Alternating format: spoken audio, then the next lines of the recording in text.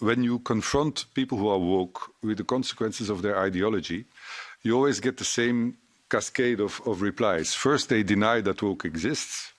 Then they sort of try to minimize the effects of woke, saying, oh, it's not that bad, and you're exaggerating and you're overacting. And then in the end, when the argument is finished, they insult you. They call you racist, transphobe, fascist, conspiracy thinker, and the latest one is anti-government thinker. So the question is there even any point or any basis to discuss with people who are really immersed in this ideology, or is there simply no language with which we can communicate? I'm a big believer in not giving up the fight, and I often talk to people, particularly students. Particularly, my focus is on gymnasium students who are 17 or 18, still idealistic, still being open to being convinced. And I find that if you argue with them, at the very least you can shake their beliefs. They might not agree with you, but by using humor, maybe it's not humor because I'm not that funny, but I sometimes think, okay, it's a bit of humor. You can make them laugh and make them think and make them question. And my minimal platform is that if I go away and they say, okay, Frank is an idiot, but at least he said something interesting, I'm happy with that. That's like the minimum. More than that, I think that it's possible to at least appeal to a minority, because woke ideology, especially at that age, isn't so deeply embedded, especially when it's challenged. It's like an emperor, no clothes.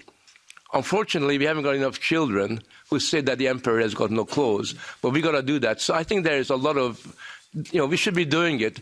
And at the very least, if everything fails, by our arguments, we need to make them feel very, very uncomfortable, right? Very, very uncomfortable, so that they feel disturbed and somehow realize that they haven't got a monopoly over the audience and haven't got a monopoly over the political terrain that we work in. Dr. Lindsay, you have a lot of experience in trying to debate the other side. Can you share some of your thoughts on this topic? Yes, I do not think that debate with the other side works.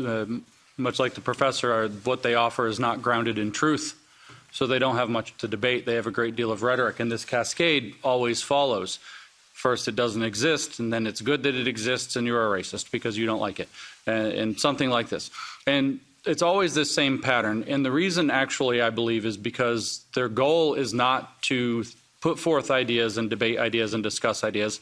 I believe that they already know the truth, that they know the truth absolutely, and you, unfortunately, as the lingo goes, have outdated ideas.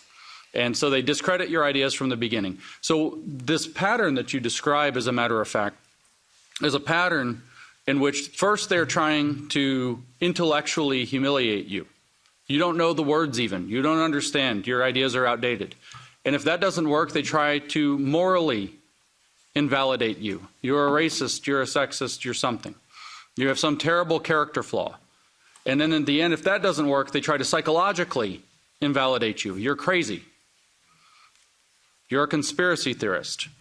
You can't trust your own eyes and ears because you've been conditioned to misinterpret them through conservative ideology or something. So they always try to undermine your own sense of authority, both in the eyes of others who might be watching, but also within yourself, so that you enter into that state of doubt that we have to answer. In America, we have a slang term that the answer to that is that you have to be based.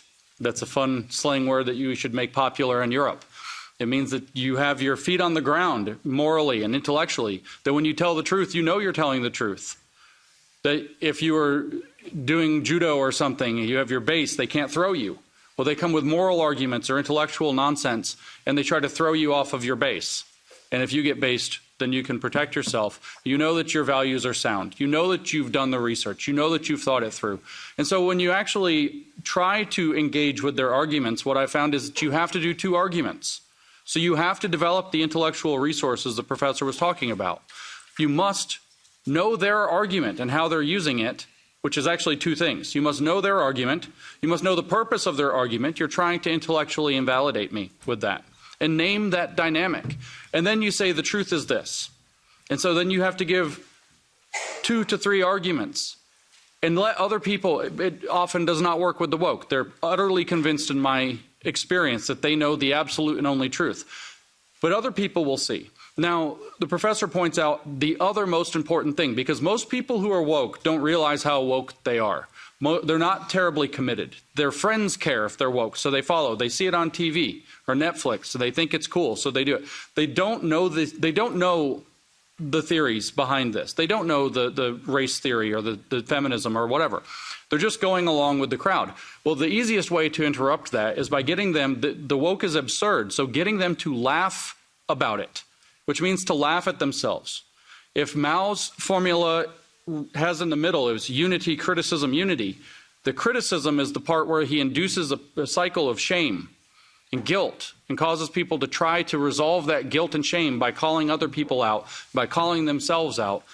If you get them to laugh it off, it goes away. Look at what the comedians did in the 80s and the 90s with the race, especially if you look at American comedians from the 90s making fun of white people for racist attitudes, but in ways where everybody laughed.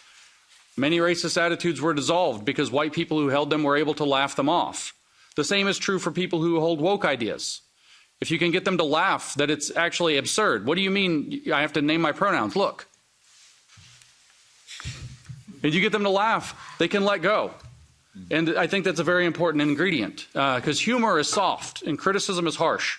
And I think that that's actually the path. But humiliating them for their bad ideas with their own arguments is also very important for other people to watch.